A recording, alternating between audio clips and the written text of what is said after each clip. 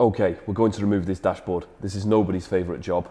You're definitely going to want a plastic trim removal tool for this and the workshop manual.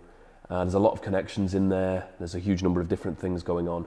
You can't just freestyle removing a dashboard. So unless you know what you're doing or you're following a guide or a workshop manual, you're really going to find it difficult. Anyway, that said, let's get stuck in. Okay, we need to start by removing the glove box. Whoa, mama! 2,000 forints. To remove the glove box, we simply pull the right side towards us, clips it and slide it to the right and remove. We need to disconnect this yellow airbag connector. To remove the airbag unit, we have 2 nuts and 2 bolts. 2 nuts at the front, 2 bolts at the rear. With the 2 nuts and the 2 bolts removed from below, use a plastic trim clip remover to lever the airbag unit, and we're pulling in a forwards direction here.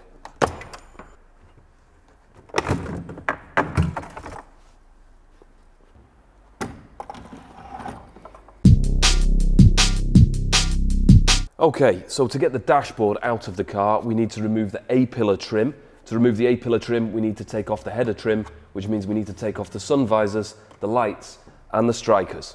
The sun visors are held on with 2 screws. We simply unscrew them, and the sun visors come straight off.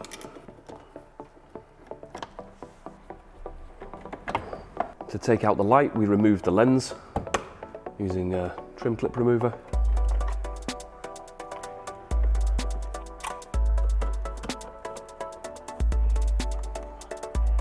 We need to remove 2 screws.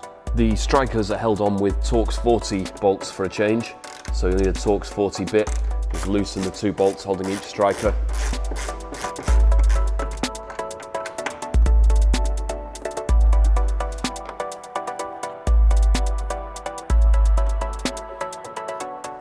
Okay, we're ready to lever off the header trim. Should just pull down. It sounds terrifying, but it's fine. And we need to disconnect the light. Can't actually remember. There we go. With the header trim removed, we're ready to take off the A-pillar trim. Just lever it off gently. There we go. You'll lose these clips. It's okay. You can stick them back on. You saw this clip just flew across the floor. Very easy to put it back. I just squeeze it together so it's got some grip still and just slide it back on. With the A-pillar trim and the header trim removed, we're ready to take out the lower console. To take out the center console, we've got 2 screws at the bottom, and then we just lever around the frame here, and this plastic trim comes out, bringing with it the cigarette lighter and the 2 switches there. Very, very simple. We just need to pull forward from the bottom and work our way around the sides here, unclipping this plastic frame using a trim clip removal tool. Always terrifying doing this. You always feel like you're breaking the plastic, but it's absolutely designed for this.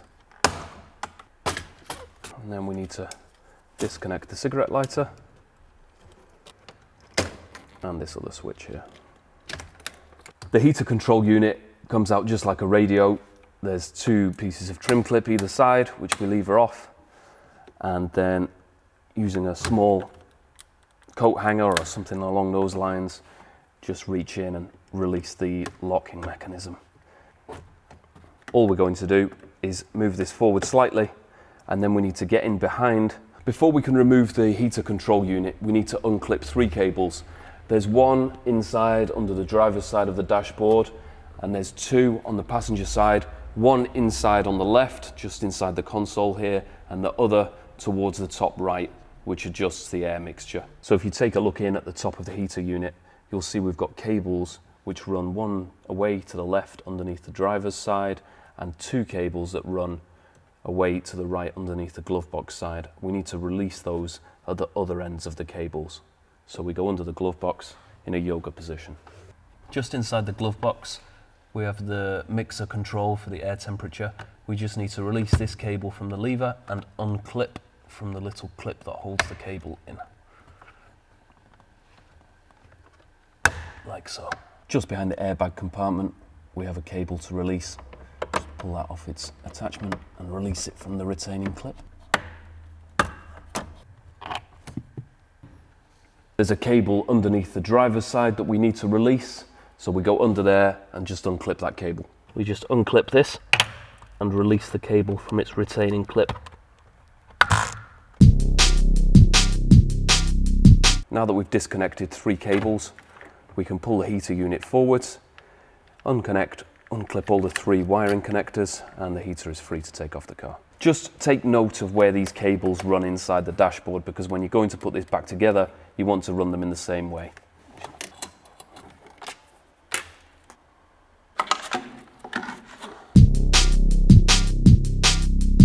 We're ready to take out the instrument panel. We simply unclip the meter hood here, that just pulls out, and then we undo 4 screws, remove the instrument panel itself, disconnect it, and that's that done. It's much easier with the steering wheel out. You can do it with the steering wheel in, but I highly recommend you take the steering wheel off the car for this. Using a trim clip removal tool, just lever this. It comes out forwards. That's one side and the other side. There's 4 screws to undo. We unscrew all 4 of those. 3 connectors to unclip. We simply unclip and pull them loose. We just removed the instrument panel. You might have noticed in the video as we go around the car, but as I remove everything, I usually put the screws back where they came from. It's not always possible, but for the dashboard, it's almost always possible. And that means that you know exactly where the screws came from, they're in the right places, because otherwise you end up with a bag full of screws, and it's very, very hard to know which to use when you put this thing back together again. We need to disconnect the hood release lever, which is just held in with a plastic nut from behind. You just reach around behind, unscrew the nut, you can pull the release lever down, like so. There's 2 bolts that hold the steering column to the dashboard. We just need to get at them from underneath. One here, 12mm bolts. With those 2 bolts released, the steering column is now free from the dashboard. Right, after that epic work, we're almost ready to take the dashboard out. It's held on with 7 bolts, that's all that's holding the thing in now. We've got 2 on either side, underneath plastic covers, 1 in the center at the top here, and 1 either side of the center console. 7 bolts to undo, let's go. We just lever off this plastic cover and undo the 10mm bolt.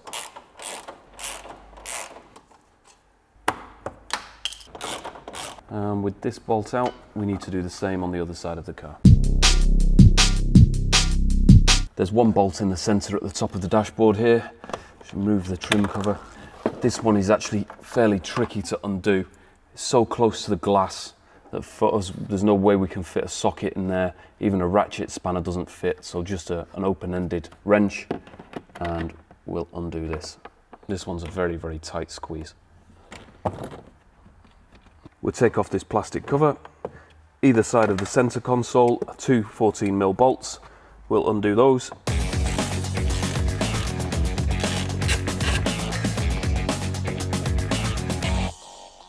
Okay, you should have removed 9 bolts from the dashboard. If you're sure that you've got all 9 out, it's time to make some electrical disconnections. Electrical time. Let's see what we've got. We're going to remove the fuse box, pull the cover off. And there's 2 screws that hold it on. We'll undo both of those, and that's the fuse box free.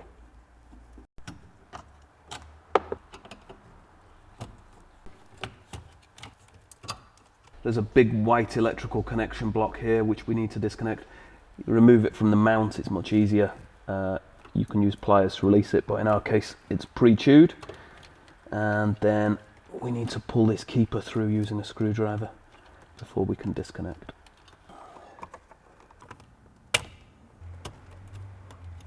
On the passenger side, we've got 3 disconnections to make. 1, 2, 3, all very easy, and then we're ready to go. Right, we're ready to wrestle the dash out. Don't just haul it out in one huge movement like a squat down at the gym. Just tickle it out and just check there's nothing still connected. Have a look in, see if you've got wires loose, and bring it out nice and slowly. The easiest way to bring it out is just towards you and then up. Clearing the gear stick, and just watch this rear view mirror. If we can avoid that, that would be good. And we're free. Oh, we've still got a connection. the radio aerial. Unclip that and we're away.